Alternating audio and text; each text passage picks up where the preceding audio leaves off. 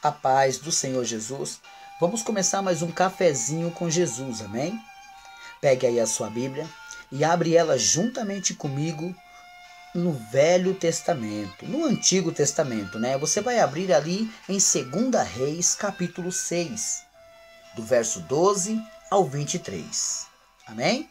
2 Reis, capítulo 6, do verso 12 ao 23. Hoje nós vamos falar de um homem que foi um grande profeta, né? Nós já falamos do publicano Zaqueu, nós já falamos do profeta Eli, nós já falamos do centurião de Cafarnaum, agora nós vamos falar do profeta Eliseu. Isso, Eliseu foi sucessor de Elias, né? Um outro grande profeta também. Vamos lá? Capítulo 6 e verso 12 diz assim: E disse um dos seus servos: Não, ó meu rei, mas o profeta Eliseu, que está em Israel, faz saber ao rei de Israel as palavras que tu falas na câmara de dormir. E ele disse: Vai e vê onde está, para que envio e mande trazê-lo. E fizeram-lhe saber, dizendo: Eis que está em Dotã. Verso 14. Então enviou para lá cavalos e carros e um grande exército, os quais vieram de noite e cercaram a cidade. E o moço de Eliseu, de Deus, e o moço do homem de Deus, se levantou muito cedo e saiu.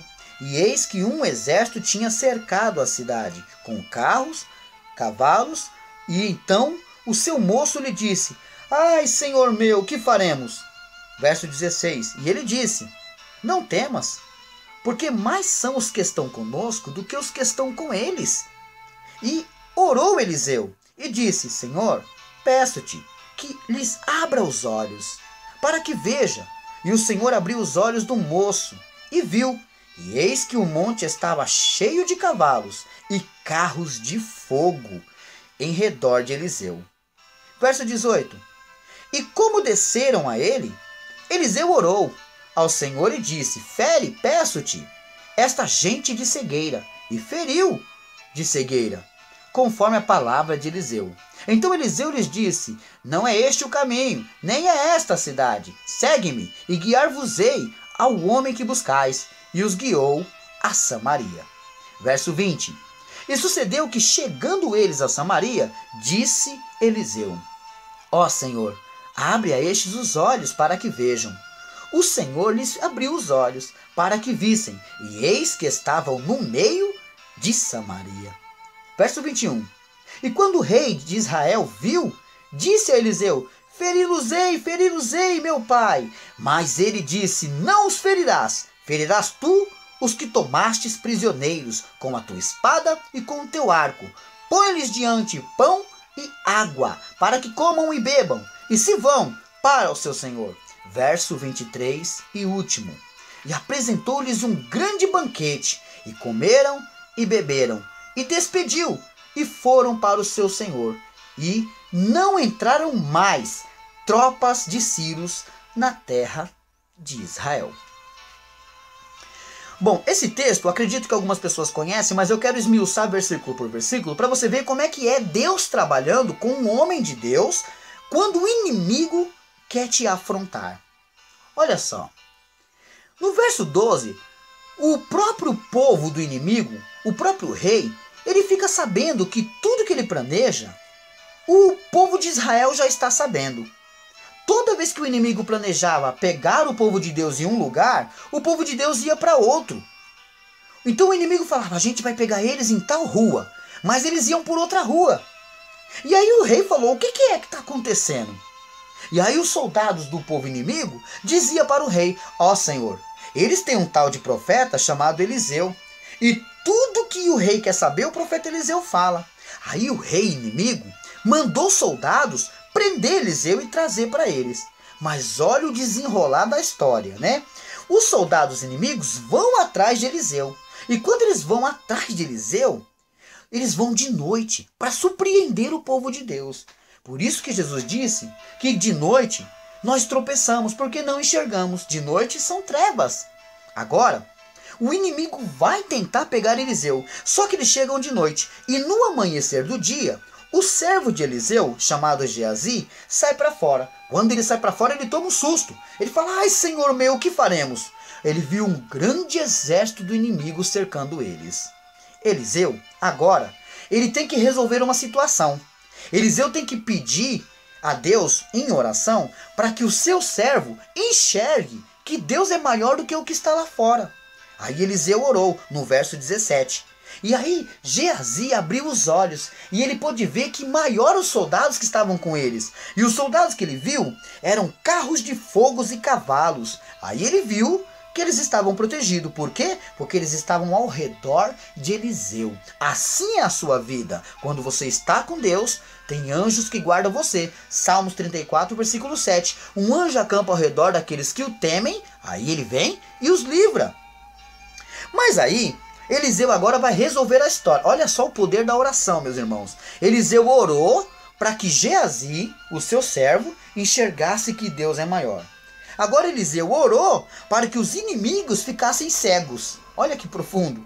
Os inimigos ficando cegos, ele se aproximou deles e eles estavam cegos. Então, a pessoa que está cega não enxerga quem está falando. Ele ouve, mas ele não enxerga. Eliseu se aproximou deles e disse assim para eles: olha, o homem que vocês estão procurando não está aqui não. A cidade que vocês estão procurando não é essa daqui não. Me dá a mão que eu vou levar vocês para o tal lugar. Eliseu levou eles. Imagina um deserto cheio de soldados, tudo de mão dada. E Eliseu leva eles agora para dentro de Samaria, meus irmãos. Eliseu fez 3 orações. Uma, para abrir os olhos de Geazi. A segunda, para cegar o inimigo, porque Deus pode dar autoridade para o inimigo passar perto de você e não te ver. Porque Eliseu orou. Então o inimigo ficou cego e não viu. Não que você vai sair orando para as pessoas ficarem cegas. Estou falando inimigo espiritual. Agora, Eliseu faz a terceira oração. Ele levou todos os soldados que queriam prender Eliseu. Eles queriam o mal de Eliseu. E Eliseu levou todos aqueles soldados para dentro de Samaria. Chegando dentro de Samaria, ele fez a terceira oração. Senhor, cura-os da cegueira. E quando Deus fez eles enxergarem, aquele exército ficou assustado. Porque quando eles abriram os olhos, eles estavam dentro de Samaria. Eles devem ter pensado assim: ah, agora vamos morrer. Esse homem que nos guiou nos enganou, agora vamos morrer. Mas de repente, vai sempre ter aquele crente que não participou de nada e quer dar opinião errada. Não é assim que acontece na sua vida? O rei apareceu desesperado. Lá no verso 21. Feri-los-ei, feri-los-ei. Ele estava dizendo assim: vamos feri-los, ou matá-los. Mas Eliseu disse para ele: não, não ferirás. Você pode ferir os seus prisioneiros, mas esses aqui você não vai ferir. E aí, se eu não tivesse lido esse texto com você e eu te fizesse uma pergunta agora, o que você faria com o seu inimigo? Qual seria a sua atitude com os seus inimigos? Jesus ensinou que é para bem dizer quem vos maldizem. Jesus ensinou que é para alimentar aqueles que querem seu mal. Mas agora olha o que aconteceu aqui. O próprio profeta manda colocar diante deles pão e água. E eles comem. Eles estavam diante de um grande banquete.